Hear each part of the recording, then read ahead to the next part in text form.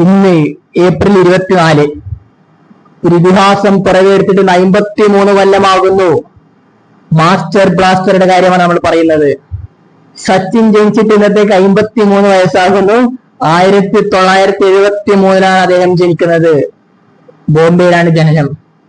അദ്ദേഹം 1989 വേണ്ടി ഇന്ത്യക്ക് വേണ്ടി ഡെബ്യൂ ചെയ്ത കാഴ്ച കണ്ടില്ലേ? 16-ാമത്തെ വയസ്സിൽ അദ്ദേഹം ഡെബ്യൂ ചെയ്യുന്നു. അങ്ങനെ ഇങ്ങോട്ടേക്ക് 2013 വരെ ഇന്ത്യയുടെ ബാറ്റിംഗില് നെടുന്തൂണായിട്ട് അദ്ദേഹം മാറി. ഇന്ത്യയുടെ ബാറ്റിംഗിലല്ല, ലോക ക്രിക്കറ്റിലെ തന്നെ ദൈവം എന്ന് വിശേഷിപ്പിക്കുന്ന സച്ചിനെയാണ്. അത്രയും മനോഹരമായിരുന്നു അദ്ദേഹത്തിന്റെ ഷോട്ടൊക്കെ.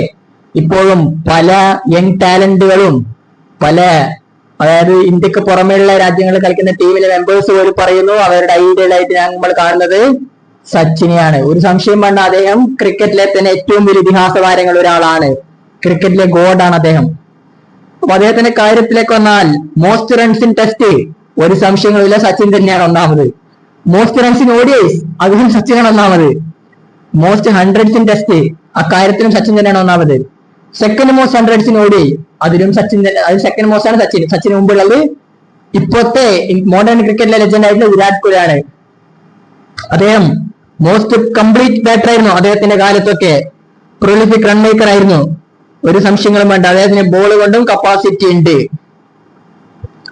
അദ്ദേഹത്തിന്റെ കാര്യത്തിലേക്കൊക്കെ വന്നു കഴിഞ്ഞാൽ അദ്ദേഹം ഡെബ്യൂ ചെയ്യുന്നത് 1989 നവംബർ 15 പാകിസ്ഥാനെതിരെയാണ്. ODI കളിക്കുന്നതും പാകിസ്ഥാനെതിരെ 18 ഡിസംബറിൽ 1989. അത് അവസാനമായിട്ട് ടെസ്റ്റ് കളിക്കാൻ 2013 വെസ്റ്റ് ഇൻഡീസിനെതിരെയും പിന്നെ അവസാനമായിട്ട് ODI കളിക്കാൻ 2012 പാകിസ്ഥാനെതിരെയുമാണ്. ഒരു സംശയങ്ങളും വേണ്ട, അദ്ദേഹം ഈ ഗെയിമിന്റെ ലെജൻഡാണ്, ഇതിഹാസ താരമാണ് എന്ന് മാത്രമല്ല അദ്ദേഹത്തിനെ കുറിച്ച് അവാർഡൊക്കെ ലഭിച്ചിട്ടുണ്ട്. Most player of the match അവാർഡ്സിന് ഇന്റർനാഷണൽ ക്രിക്കറ്റ് അദ്ദേഹത്തിനാണ്. പിന്നെ only batsman to score 100 international centuries അതും സച്ചിന്റെ റെക്കോർഡാണ്. പിന്നെ അദ്ദേഹം മെമ്പർ ഓഫ് പാർലമെന്റ് രാജ്യസഭയിലൊക്കെ തിരഞ്ഞെടുക്കപ്പെട്ട ആളാണ് 2012 മുതൽ 2018 വരെ. അപ്പോ അദ്ദേഹത്തിന് കാര്യത്തിൽ ആർക്കും സംശയങ്ങളില്ലല്ലോ.